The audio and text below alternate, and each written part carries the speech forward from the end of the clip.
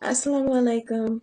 My name is Nawal, and I wanted to make this video to talk about my conversion to Islam.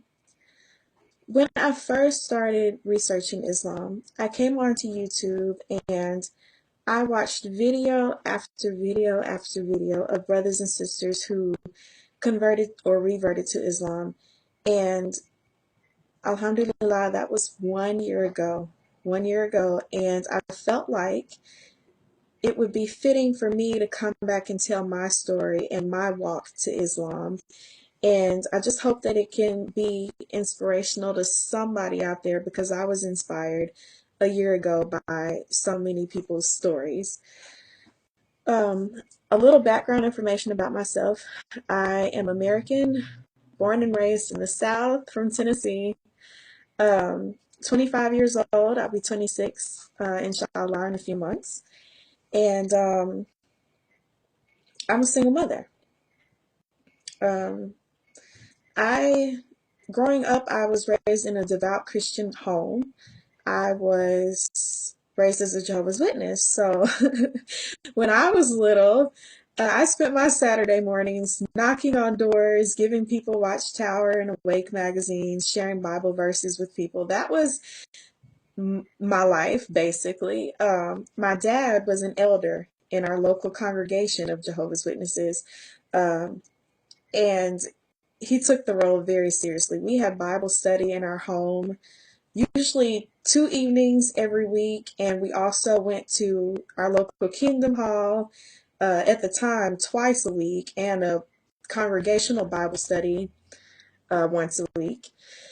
And that was what my life revolved around. My life revolved around the Bible. My life revolved around knocking on doors and sharing the Bible with other people. And that was all that I knew.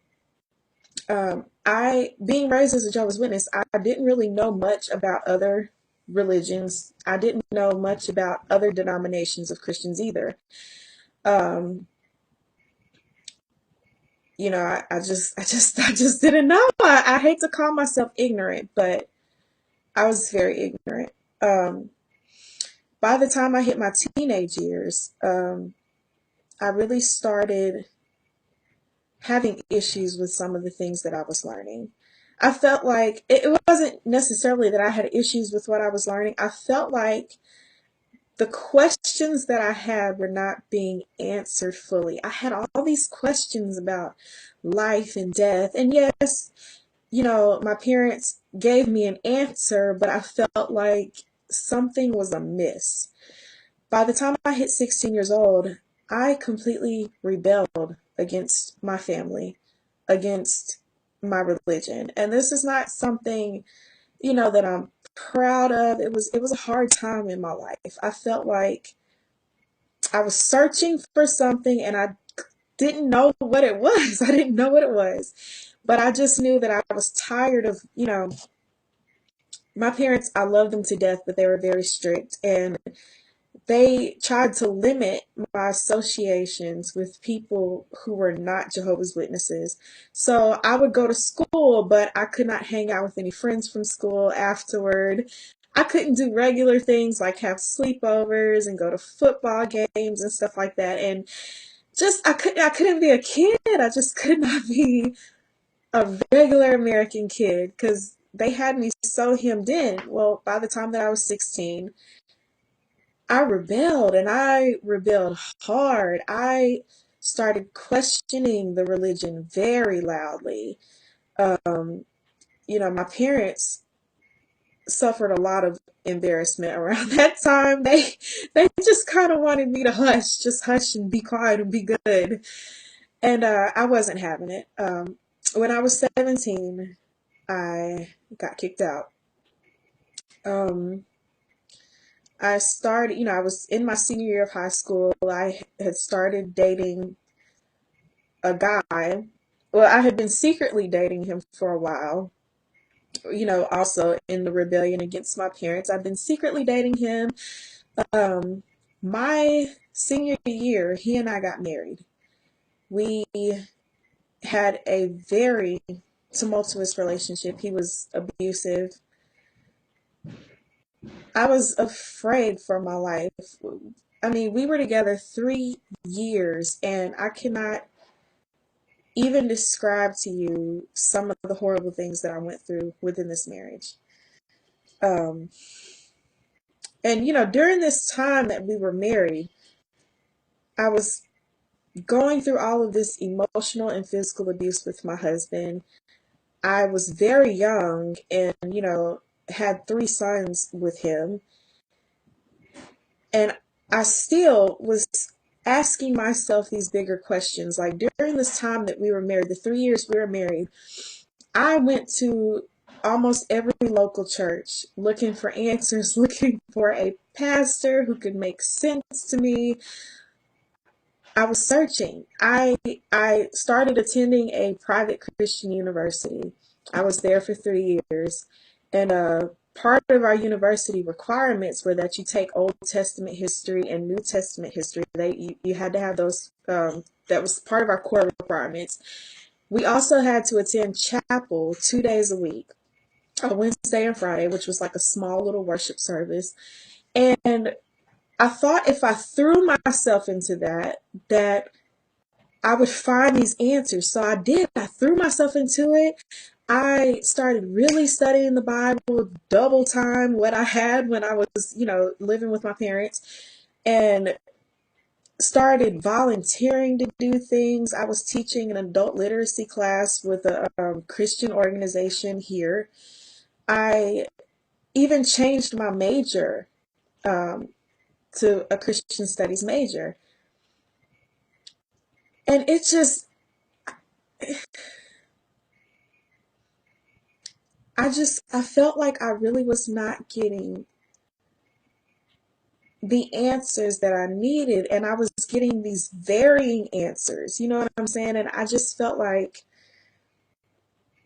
maybe this is not it. Maybe I should look outside of the Christian world for answers. So for the first time in my life, I started looking into different philosophies and ways of life. And I have to be honest with you, Islam was the last thing on my list. It's I laugh about it now, but at the time I was like, I can be a Buddhist, I can be whatever, but I can't be Islamic. And the reason why was because I was American born and raised. I said that to you. I was in 8th grade. I remember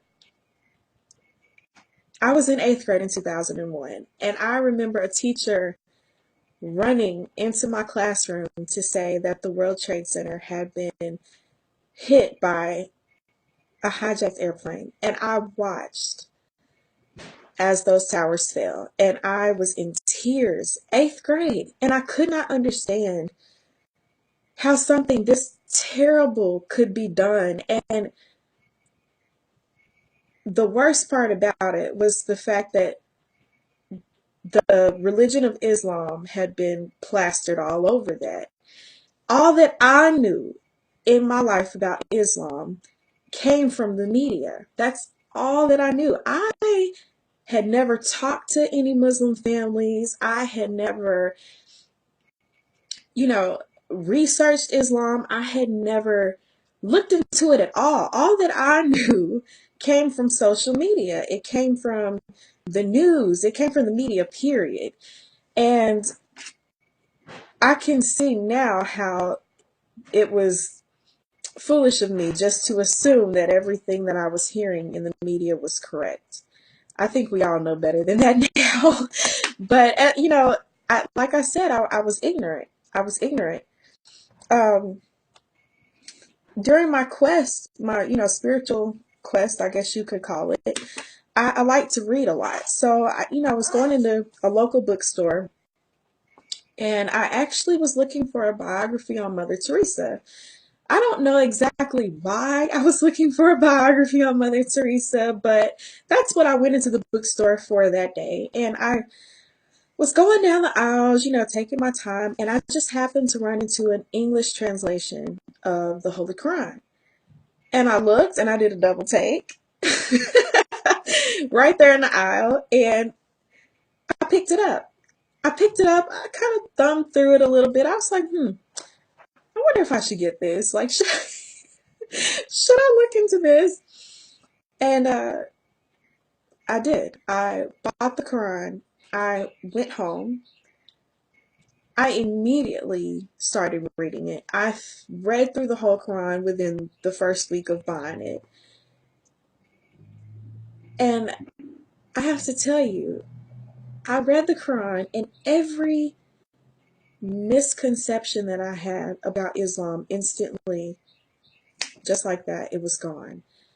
When I read the Quran, I was presented with a part of Islam that I'd never seen or heard about. I fell in love with the Quran, which in turn caused me to fall in love with Allah. And I remember crying. There was several verses in the Quran where I just stopped and I would try to catch my breath, and I would just cry because I would think, this is so beautiful. This is the truth that I have been seeking. This is it. This is it. Alhamdulillah, this is it. And I immediately, I started delving into it more, researching it more earnestly. I went ahead and started slowly changing my life to, you know, be more in line with Islamic principles. At the time, around the time that I quit, going to the churches and quit looking into the Christian way of life, I got heavy into tattoo culture. I tattooed a large majority of my body. I had several piercings in my face. I had my cheeks pierced, several piercings in my ear, tattooed here on the side of my head. I and this was my daily look. I have to laugh. You have to forgive me for laughing, but I was one of those. That was my daily look. I had tattoos from head to toe and the dramatic makeup. I even shaved my head like that, and that was my daily look. Um, you know, Clothes were very skimpy, and I wear really high heels, and that's who I was. Oh, have mercy. But anyway, I slowly started to change. I slowly started dressing more modestly.